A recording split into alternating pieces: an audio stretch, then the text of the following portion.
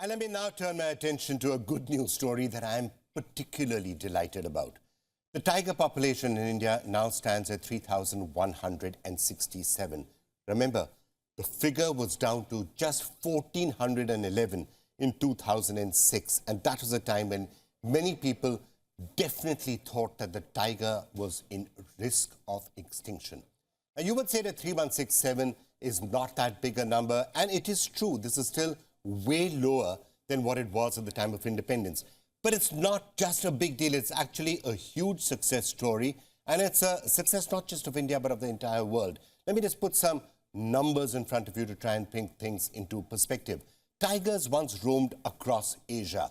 Their number was as high as 1 lakh at the start of the 20th century. Although they'd been hunted for nearly 1,000 years, their numbers really began falling very, very steeply as human population, as agricultural expansion, as deforestation, and as infrastructure fragmented tiger habitats. Only 5,000 to 7,500 were left in the wild as the 20th century drew to a close. Now, India is believed to have had a tiger population of around 40,000 at the time of independence. But over subsequent decades, this declined, and it hit a record low of 1,411 in 2006. And at that time, the Panna and the Sariska tiger reserves lost all of their native tigers. Poaching, at this time, unregulated poaching had accelerated the decline in tiger numbers, and there was a real fear of extinction of the tiger. This, by the way, was despite a long period where India had been trying to protect the tiger, ever since Project Tiger was launched. In 1972, India officially banned tiger hunting. The next year, in 1973, India launched Project Tiger, a one-of-its-kind conservation program to save the big cats from going extinct. Initially, the project covered 9 tiger reserves spread around 18,200 square kilometers, but since then, it has become the largest species conservation initiative in the world. Under this project, 27 tiger reserves have by now been established over an area of something like 37,700 square kilometers. At present, India is now home to as many as 53 tiger reserves, covering 75,000 square kilometers. Authorities have relocated and paid entire villages to make space for the tiger. They have created wildlife corridors to link their fragmented habitats. Project Tiger generates more than 45 lakh man-days of employment for local people annually. But as I was saying, by 2006, despite all the efforts that had been taken under Project Tiger, there was a real concern that the tiger was going to go extinct.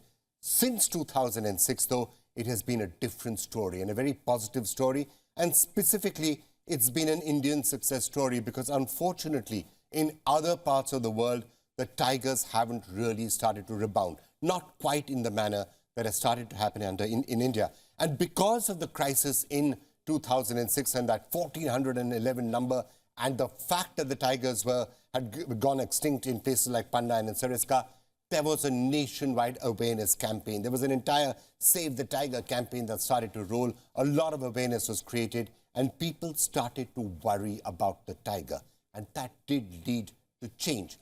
That change is reflected in actual hard numbers. Look at the census. The census, initiated under Project Tiger, was the first time that real numbers of tiger populations had started to emerge. The comprehensive survey is conducted every 4 years and is based on information collected by wildlife officials across 380,000 square kilometers of land. It also draws on data collected from camera traps in known tiger habitats. The census has revealed that the tiger population has been steadily climbing from 1,411 in 2006 to 1,706 in 2010, signs of stabilization there.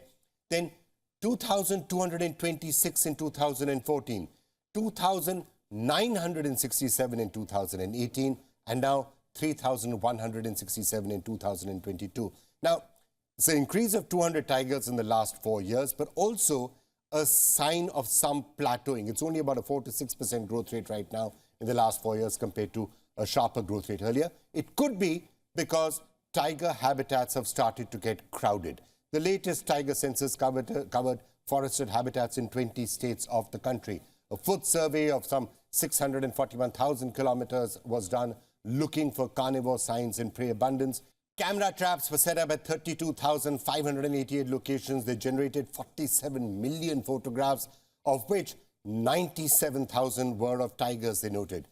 Clearly, the conservation efforts have paid off, and India has every reason to be proud of that. At least for the moment, it seems that the tiger is safe from extinction.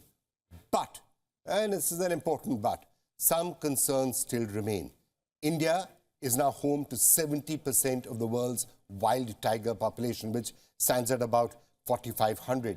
But those numbers are on only 25% of the total tiger habitat. What does that mean? India's tiger numbers are actually very high compared to the rest of the world, but the tiger habitat is small compared to the rest of the world. The rest of the world needs to get their tiger number up, and India needs to get the tiger habitat up. Not only the core zones, but even the buffer zones are now seeing an explosion in the tiger population. More and more tigers are coming into the buffer zones. That means there is a chance of human-animal conflict because tigers are solitary and territorial creatures. They roam, they go from one place to the other. As their population increases and as the basic core tiger reserves become overcrowded, the tigers will try and find other places to go. And that means they could come into conflict with humans. Also, you will have other issues. The worsening climate crisis spells trouble for all vulnerable habitats, and that is still a problem. Illegal poaching still continues, although it is down from what it was in that 2006 to 2008 period, and it still does exist, and it is not something that can be ruled out completely. Well, who better to tell us about the future of the tiger in India than Dr. SP Yadav, Member Secretary of the Tiger Conservation Authority, who's been very, very closely involved with Project Tiger and playing an important role in saving the tiger. Dr. Yadav, thank you so much for joining us. So, a proud moment. There's some plateauing in growth, but 3167 compared to 1411. I look back at that period, 2006, 2008, 2010, when it looked like the tiger was about to go extinct in India. The campaigns and the efforts that people have put in, it seems that the situation is much better now. Yeah, thank you, Vikram. It's definitely a remarkable turnaround because tiger population is still endangered at the global level. The tiger population in several countries is going down. In some countries, it is either stable or almost extinct. So the achievement of India is definitely praiseworthy. All right, sir. Now, when I look back to that period, 2000 to 2010, when we were doing the Save the Tiger campaigns and things like that, it was very clear that what was leading to the immediate crisis were poaching gangs. Panna, Sariska, poaching gangs had wiped out all tigers out there. Is that under control now? Have the poaching gangs, the organized poaching gangs, have they been tackled? You are right. We lost all our tigers in Sariska Tiger Reserves way back in 2005, and the same thing was repeated in Panna. We lost all our tigers in 2008. But this Sariska Tiger Reserves debacle was kind of eye-opener, and the government of India appointed a task force, and our Wildlife Protection Act was amended. And then the this saw that creation of National Tiger Conservation Authority and Wildlife Crime Control Bureau, and things have changed a lot from that time. Now the poaching is very, very controlled. There is if you compare the past with the present, I would say that poaching has gone down in our country. In fact, in our country, the poaching takes place not because there is demand in our country, but demand exists in other consumer countries. That leads poaching in India. So, but the situation is satisfactory now. But I would say that poaching is still the biggest threat. We cannot be complacent, and we cannot. So we need to be smarter than poachers. So poaching, you are saying, is somewhat under control, although we have to be watchful. The other challenge at that time when the tiger was in crisis used to be the question around forest guards. There weren't enough forest guards. Large number of national parks and reserves did not have the guards that they needed, which is why the tiger was under threat. What is the situation on that right now? Do you think there's enough personnel now to be able to protect the tigers? In fact, tigers are found in 18 of our states, and the situation is improving, but I won't say that it is satisfactory. Many states, they have done fresh recruitment, and positions are filled, but many states, they are still coming up with recruitment, and still they are filling the seat. But the government of India provides generous support to the state government. through the ongoing centrally sponsored scheme of Project Tiger. And these vacant positions, the state governments, they deploy the contractual employees or casual employees to compensate the gap in the staffing pattern. So let me now move on to the next major risk factor for the tiger, which is, of course, around animal-human conflict. Now, that used to be a challenge when tigers, and still is a challenge, when tigers come out of their zones and come into conflict with humans or kill cattle, and then sometimes villagers would try and poison the tigers and kill them in retaliation. That's regrettable. How do you rate that? Is that still a risk factor that we need to worry about right now, or has that stabilized? I would say that because of this increasing population of tigers in certain pockets of the country, the biggest challenge today before the protected area manager is the human-tiger conflict. As far as tiger conservation or tiger reserve management goes, there are certain areas where the tigers, as you very well know, that when the cubs are born, the cubs, they remain with the mother for 2 to 3 years. Then after that, they disperse. Tiger is a solitary animal. So they disperse in order to establish their own territory. They are territorial animals. So if they fight with the existing territorial tigers, dominant tigers, if they succeed, they establish their territory inside. If they don't succeed in that fight or struggle, they move outside. That's why we need the corridors. Once they move outside, seldom it happens that they stray into the human-dominated landscapes and conflict takes place. Also, the aged old tigers or injured tigers, which are not able to hunt in the wild, they often come out into the human-dominated landscape.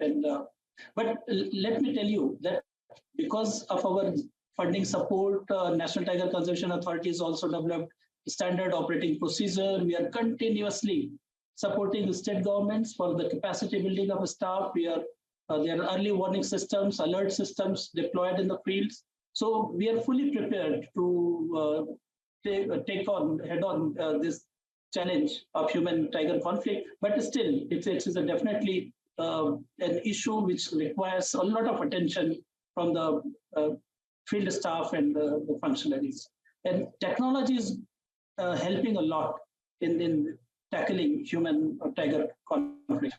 So there would be two possible ways of doing that then, right? One is the natural migration of tigers, which would require corridors. So as tigers become heavily populated in one particular area, they can move from high density to low density areas through wildlife corridors. That's one option. Second option is to do, for example, what's been done with the cheetahs, where we actually, tranquilize a tiger and then move the tiger to a completely new location. Which of the two do you think you're going to be trying, or will you try both? So you are absolutely right. It's not that either of one, it's both. Through corridors, the natural dispersal of tigers takes place. But if you see the Sariska and Panna, we were the first in the world to successfully reintroduce tigers here.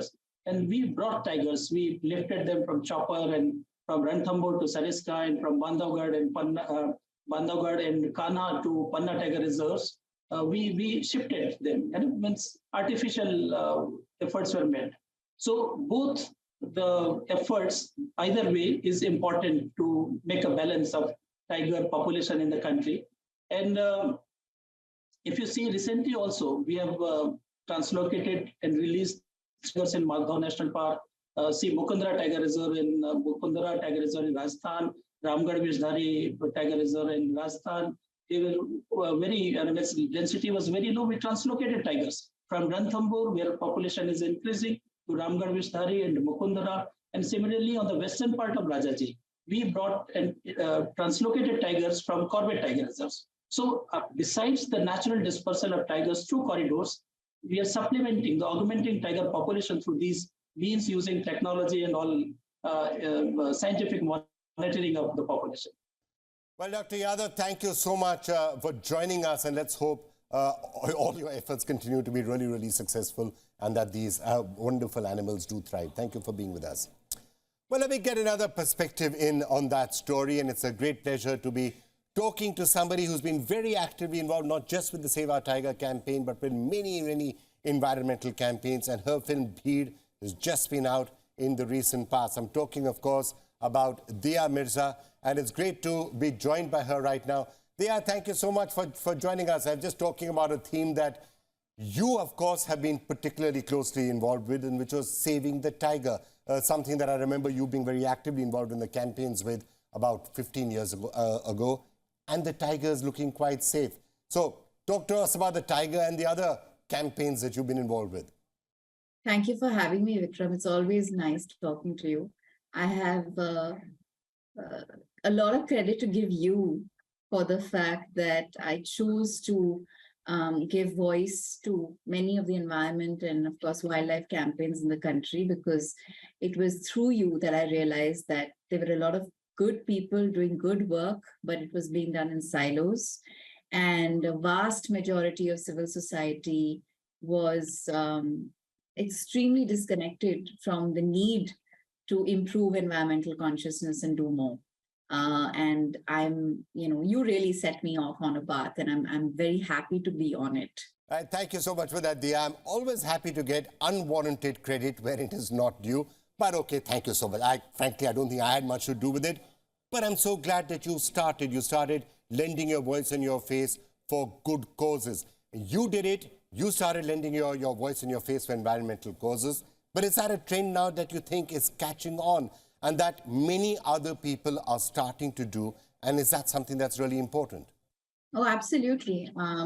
We recognized when we started that tiger campaign, when we said we only had 1,400 left, that we needed to do so much more. I remember discovering how our forest rangers would walk close to 25 kilometers a day, bare feet sometimes, or in literally rubber chappals, not have adequate, just amenities and uniform and things that they needed to survive the extremities of the work that they did. And then, of course, over the years, I've discovered so much more. But it's a win in terms of the rise in numbers, surely. But unfortunately, the rise from the last count to the one that we're looking at right now is not much to celebrate, because it's also pretty evident that we're losing many more tigers to disconnected forests, to all kinds of conflict arising out of man-animal interactions.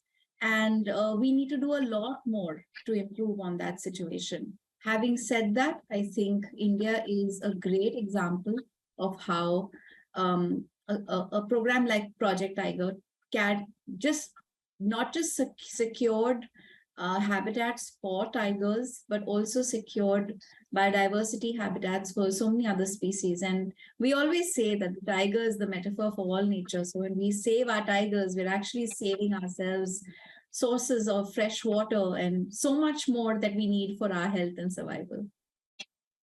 Right. Now, when you're talking about numbers starting to plateau, is it that potentially we are starting to hit the carrying capacity for the habitat for the tiger and for many other animals? So you're going to have to figure out, how do we create the habitats where more and more animals can actually thrive? Otherwise, you will hit a limit. You can't go on increasing the numbers without expanding the habitat.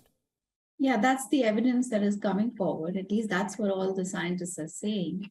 And it's not hard to understand. Each tiger, a male tiger needs a certain amount of area to survive. And there is with the rise in numbers, there is a shortfall of that area. And when they start moving from one forest to another, from one in search of more area, they usually get killed.